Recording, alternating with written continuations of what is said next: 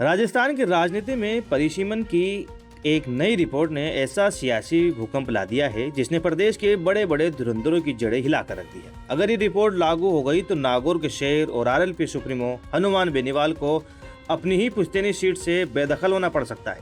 वहीं दूसरी तरफ कांग्रेस के दिग्गज नेता और पूर्व डिप्टी सीएम सचिन पायलट के लिए एक ऐसा नया दरवाजा खुल रहा है जो उनके समर्थकों को झूमने पर मजबूर कर देगा।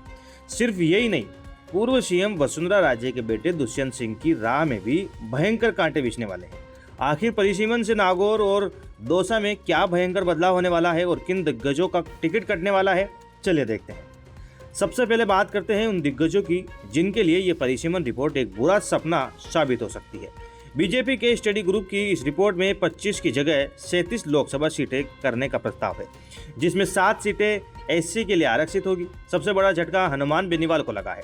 रिपोर्ट में नागौर लोकसभा सीट का परिसीमन कर इसे नागौर और डीडवाना कुचामन क्षेत्र के साथ जोड़ते हुए एससी के लिए आरक्षित करने का भयंकर सुझाव दिया गया है। अगर ऐसा हुआ तो सामान्य वर्ग से आने वाले हनुमान बेनीवाल को नागौर छोड़कर अपने लिए एक नई राजनीतिक जमीन तलाशनी पड़ेगी। इसी तरह जयपुर ग्रामीण को भी एसी करने का प्रस्ताव है, जिससे राव राजेंद्र सिंह का चुनावी गणित पूरी तरह बिगड़ जाएगा। संकट सिर्फ बेनीवाल पर नहीं है। पूर्व सीएम वसुंधरा राजे के बेटे और झालावाड़ बारां से सांसद दुष्यंत सिंह के सामने भी बड़ी चुनौती खड़ी हो गई है। रिपोर्ट में झालावाड़ बारां सीट को एसटी आरक्षित बनाने का प्रस्ताव है, जिससे दुष्यंत सिंह का वहां से पत्ता कट सकता है। लेकिन दोस्तों, जहां कुछ नेताओं के लिए ये रिपोर्ट संकट है, वहीं सचिन पायलट के लिए किसी संजीवनी से कम नहीं है। रिपोर्ट में दौसा सीट को एसटी आरक्षित श्रेणी से हटाकर सामान्य सीट बनाने का जबरदस्त सुझाव दिया गया है। दौसा सामान्य सीट बनने से सचिन पायलट जैसे कद्दावर नेताओं के लिए वहां से सीधा चुनाव लड़ने का सबसे मजबूत विकल्प खुल जाएगा। इसके अलावा बीकानेर को भी एससी से सामान्य सीट बनाने की सिफारिश है, जिससे वहां भी नए दावेदारों की एंट्री होगी। इन दिग्गजों के अलावा सीमाओं में भी तगड़े बदलाव की सिफारिश है।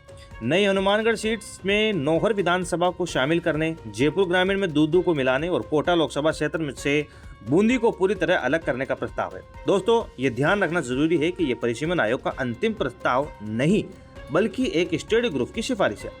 लेकिन इस रिपोर्ट ने ये साफ कर दिया है कि 2029 का लोकसभा चुनाव पूरी तरह से बदले हुए मैदान में लड़ा जाएगा, जहां कई दिग्गजों को अपनी पुरानी जागीरें छोड़नी पड़ेगी।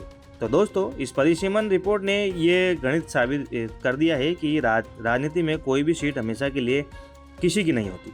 नागौर सीट के एससी होने से हनुमान बेनीवाल पर आए इस संकट और दौसा के सामान्य होने से सचिन पायलट के लिए खुले इस नए अवसर पर आपकी अपनी क्या बेबाक राय है? क्या सचिन पायलट को दौसा से चुनाव लड़ना चाहिए? कमेंट बॉक्स में जरूर बताइएगा। राजस्थान की राजनीति और अन्य खबरों से अपडेट रहने के लिए सब्सक्राइब करें हमारा चैनल रॉयल पत्रिका। जय हिंद।